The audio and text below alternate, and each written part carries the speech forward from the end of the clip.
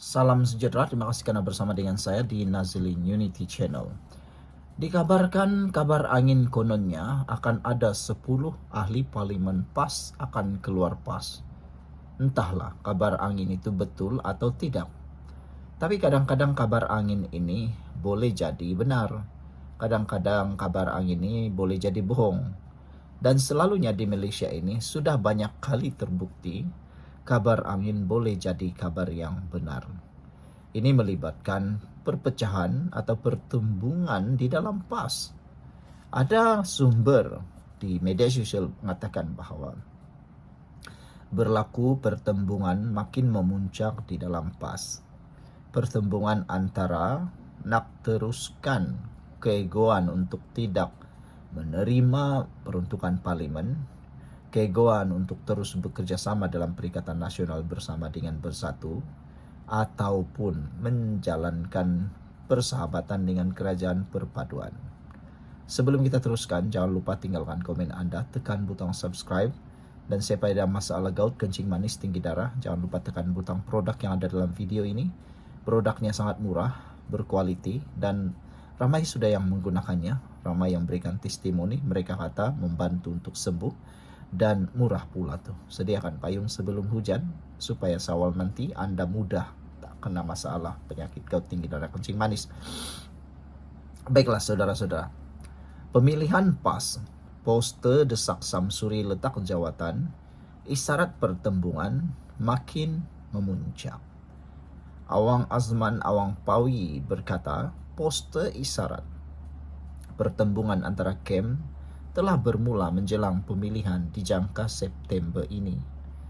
Adakah Hadi Awang akan dijatuhkan dalam PAS dan akan dimenangi oleh pemimpin-pemimpin yang lebih kepada profesional dalam PAS? Soalan itu besar karena sebelum ini pertembungan PAS menyebabkan pecahnya PAS menjadi amanah. Penganalisis tidak menolak kemungkinan poster menggesa Ahmad Samsuri Mokhtar meletak jawatan Menteri Besar Terengganu ada kaitan dengan pemilihan PAS. Awang Azman Awang Pawi daripada Universiti Malaya berkata, kewujudan poster itu isyarat pertembungan antara KEM dalam parti itu telah pun bermula dan semakin memuncak. Menurutnya, muktahir ini timbul beberapa isu yang menandakan ketidakpuasan hati terhadap kepimpinan Samsuri meskipun beliau sudah hampir 7 tahun memimpin kerajaan Terengganu itu sejak Mei 2018.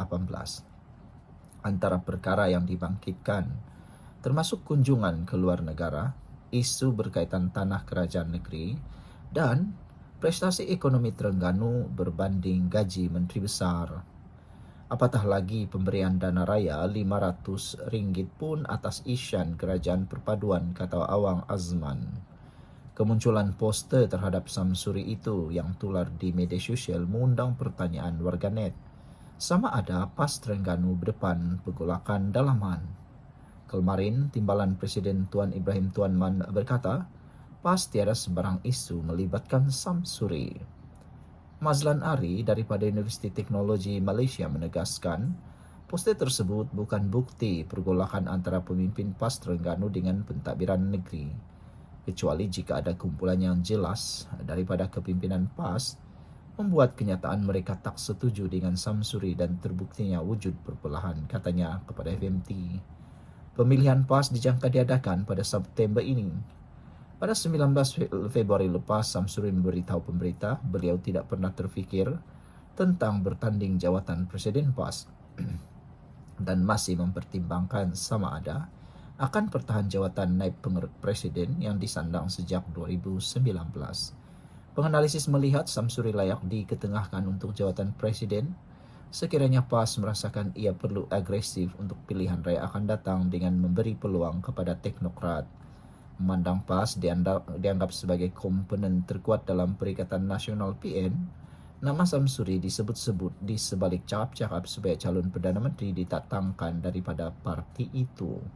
Sekian dulu untuk kali ini, jangan lupa tinggalkan komen anda. Salam sejahtera, terima kasih karena bersama dengan saya di Nazilin Unity Channel. Pendedahan kali ini akan membuatkan Perikatan Nasional sudah tidak punya harapan apa-apa lagi. Pendedahan kali ini betul-betul membuatkan ramai netizen, khususnya walaun terbuka mata. Mungkin dijangkakan, kata netizen, lebih daripada 100.000 orang atau 300.000 orang penyokong PN akan beralih keluar parti menyokong Anwar Ibrahim atau pimpinan Perdana Menteri ataupun Kerajaan Perpaduan. Apabila kenyataan ini dibuat oleh Liana Marzuki di Harapan Daily antara royalti dan Wang Ishan, ramai minta komen isu Wang Ishan negeri Terengganu.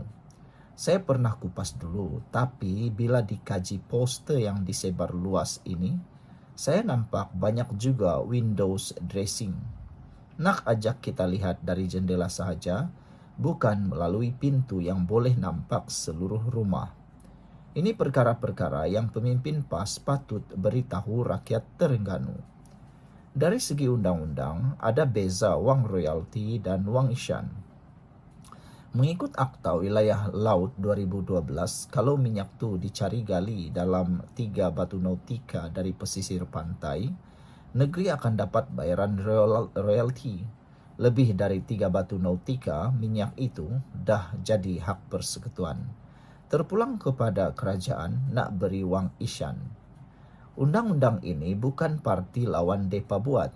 Ini konvensyen antarabangsa yang ditetapkan oleh PBB, terpakai di seluruh dunia. Disebabkan cari gali minyak Terengganu itu berlaku di luar pesisir pantai negeri, makanya itu bukan Wang Royalty. Mengikut akta yang ada, hanya Wang Ishan kepada kerajaan negeri. Yang kerajaan persekutuan boleh guna as carrot and stick. Kedua, ini bukan perkara baru. Tun Dr. Mahathir Mohamad dulu lagikan pula. Masa memerintah 22 tahun 1990-an, bila PAS rampas Terengganu, Tun Mahathir langsung hentikan bayaran Wang Ishan. Masa tu akta laut wilayah pun tiada lagi. Sesen pun tak diberi, alasan undang-undang pun tak diberi. Cuma masa dia Perdana Menteri ke-7, kita tahu dia nak pikat parti PAS untuk jadi plan B kepada DAP.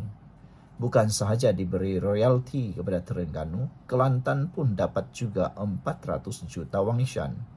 Yang terpalit isu memborong Mercedes untuk ahli exconya. Tapi sayang, pelaburan Tun Mahathir tak mengena. PAS pakat dengan Tan Sri Muhyiddin Yassin pula, lepas itu nak khianat dia. Beza Perdana Menteri 4 dan sekarang Perdana Menteri ke-10 ialah, masa tu dana langsung disekat.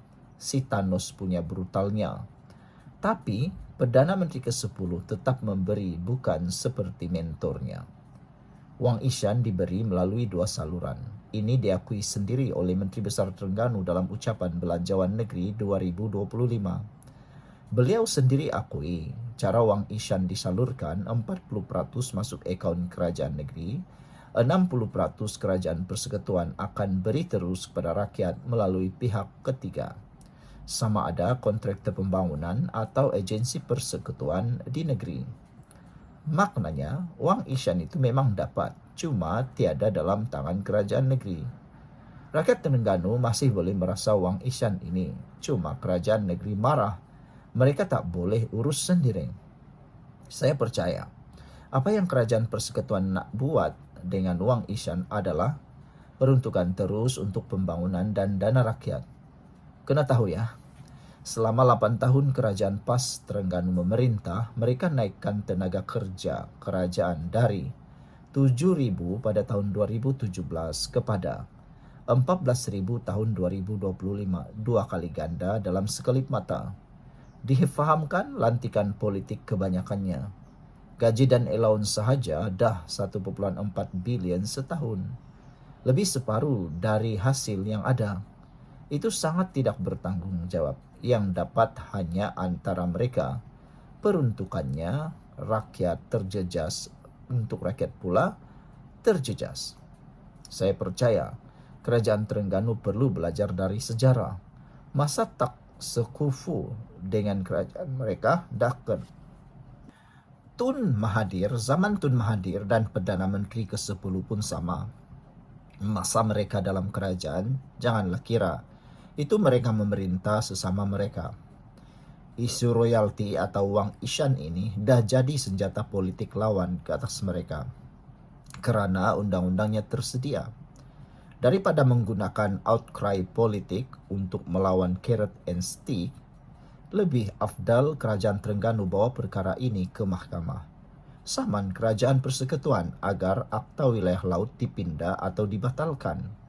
Tegakkan hak mereka di bawah Perjanjian 1974. Tapi, masa memerintah Malaysia, ini PAS gagal lakukan.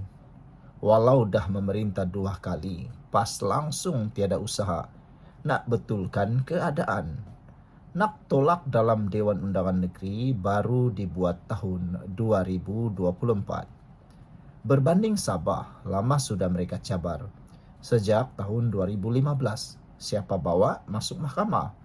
Dinamik mereka juga berbeza sebab ada Perjanjian Malaysia 1963. Windows dressing isu ini takkan bawa ke mana. Anda akan sentiasa be held at ransom oleh kerajaan persekutuan, dulu, kini dan mungkin selamanya. Kalau kena kawan, okey lagi. Namun kalau kena lawan, terduduk anda nanti kerana undang-undang belum menyebelahi. Kalau nak urus sendiri dana negeri, eloklah masuk mahkamah. Saya percaya PAS pun tahu itu tindakan paling berhikmah. Tetapi kenapa nak buatnya cukup payah? Sekian untuk kali ini. Jangan lupa tinggalkan komen anda.